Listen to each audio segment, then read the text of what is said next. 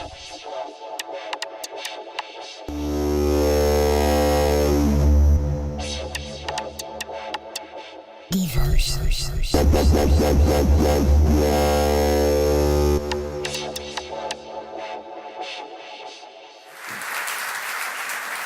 of us should have dreams.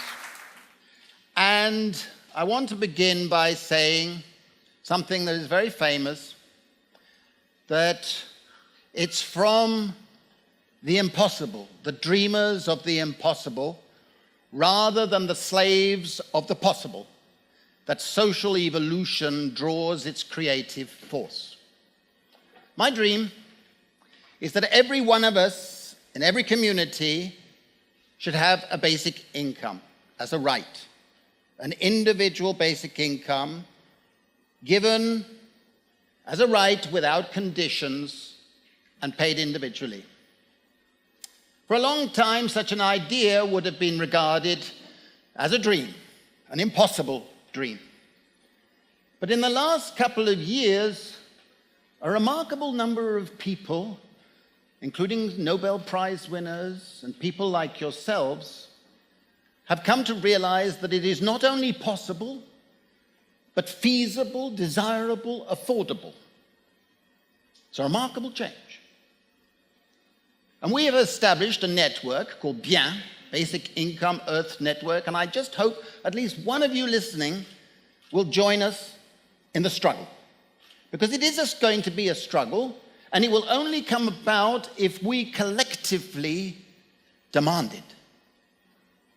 And that is possible and desirable. Now, what's the context? The context is that we're undergoing a global transformation in which a global market system is developing, but the insecurities and the inequalities are multiplying all over the world.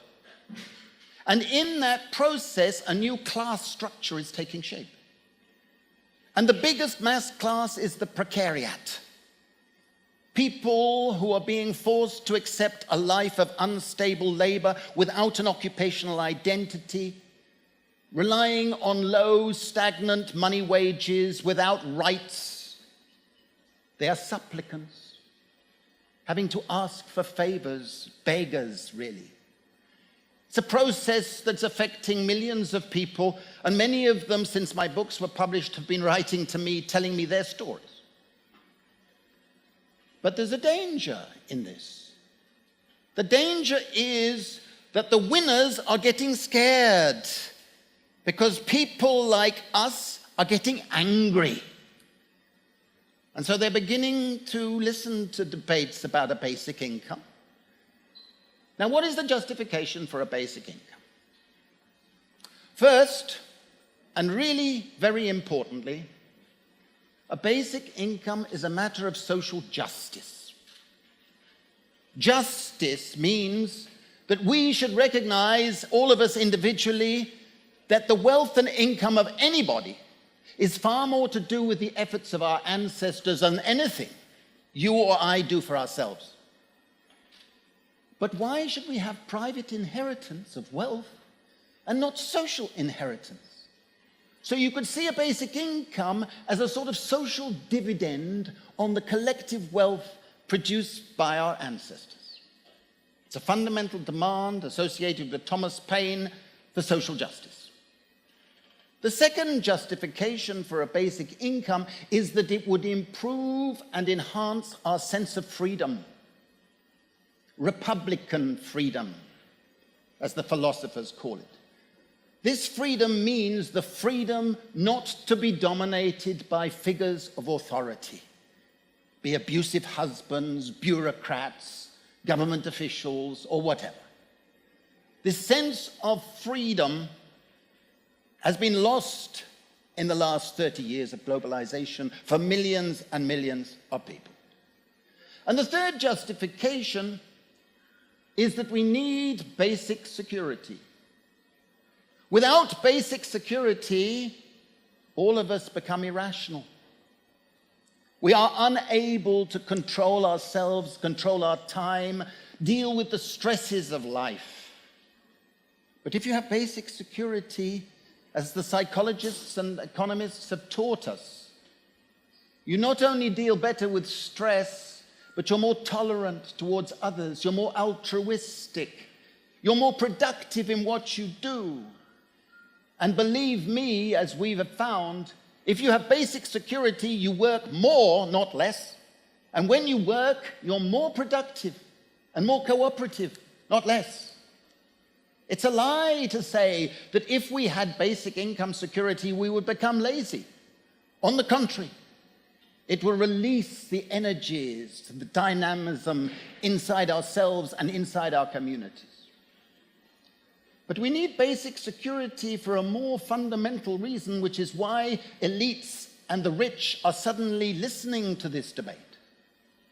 If we don't have basic security, part of the precariat, the less educated part, not you in this room, but many people, will listen to the sirens of populism, of neo-fascist intolerance.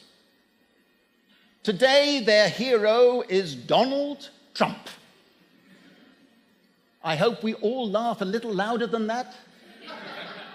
Donald Trump. You have your own charismatic equivalent in Austria, so let's be too smug. We in Britain have our own equivalents. In France, Marine Le Pen will be striding the theatres in the next few months. But unless we have basic security for the ordinary person in the precariat, more and more people will be tempted to support that type. And that's dangerous for all of us, right? A basic income would also have instrumental advantages in the economy, boosting development and growth, and would be ecologically sustainable because it would encourage more people to spend more time doing work that is not labor. Labor uses up resources in jobs, jobs, jobs, jobs. The work we do in our communities, caring for our relatives, caring for things around us, is more ecologically sustainable. We need a slow time movement to go with the slow food movement. It's realistic possibilities. It means changing our concept of growth. Now, I want to end my talk by reflecting on something that has been a dream I never expected to realize. For a long time, people said a basic income is impossible. A long time, people said only in very rich countries. And then I was working with the SEWA, the Self-Employed Women's Association of India. I gave them a talk about basic income, and one young woman stood up and said, "Why don't we try it here?" From that point, it took 3 years for us to design and raise the money, and we provided 6,000 men, women, and children in 9 areas with a basic income for 18 months. And we compared what happened to them with a similar number of people in other areas who were not receiving the basic income. So it's a randomized controlled trial. And what happened was this. First of all, the welfare improved. The nutrition of people improved, the sanitation, the schooling of the children, the health of people improved. We have a book which is just out with a woman on the front, disabled, she had no legs.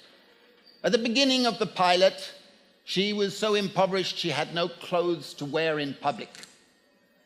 By the end of the pilot, she has a beautiful sari, she has a sewing machine, and she become the seamstress, the dressmaker of the village, with dignity, doing work. In addition to the welfare effects, there were equity effects. If you have a basic income that's equal for everybody, the relatively poor, the relatively disadvantaged benefit more than the rich. But it's a right, so everybody should have it. Okay? It's affordable, as I've shown in this other book that's just come out. Now, in addition to the equity effects, there is also an economic effect. Contrary to all those prejudiced people who said that if you give people a basic income, they will sit back and drink, indulge in things you shouldn't be doing, blah, blah, blah. Sonia Gandhi told us that. She said it's waste of money, waste of money. So we were very interested to see.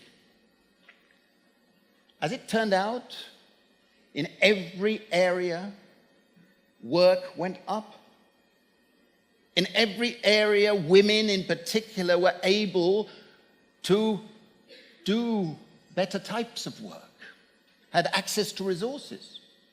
The only group for which work went down were children. This is a terrible thing, you have to get really worried about this. The reason was, of course, they were going to school. That's a real setback. I hope none of you believe that. Now, in addition, people were more entrepreneurial in a small way, like this woman, like buying her sewing machine with the help of her family. And also, we saw people who had been in debt for generations, in debt bondage. And they used their little basic income, and their relatives contributed some of theirs, and they were able to buy their freedom. And that leads to the fourth effect. The fourth effect is emancipation. The emancipatory value of a basic income is greater than the money value. We only gave a small amount. But it meant people had liquidity. It meant people had a certain status in their community. It meant people had control and could decide on loans and dealing with debts and dealing with this sort of thing.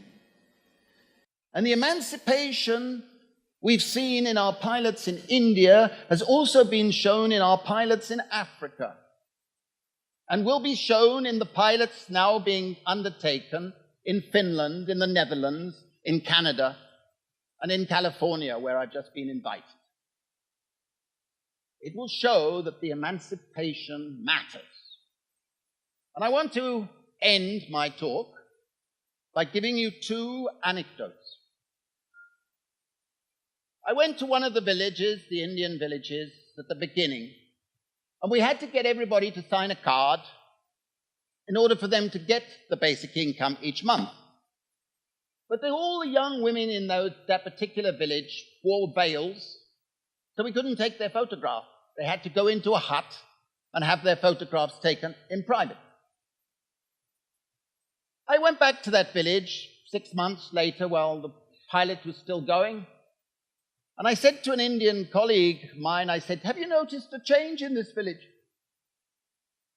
And he said, "No." I said, "All the women are not wearing veils. Why is that?" So we called some of the women across and we asked them. They were reluctant to say anything, as people are, to strangers. And then one of them said, "I will tell you. Before, we had to do what the elders told us to do. Now we have a little money in our pockets.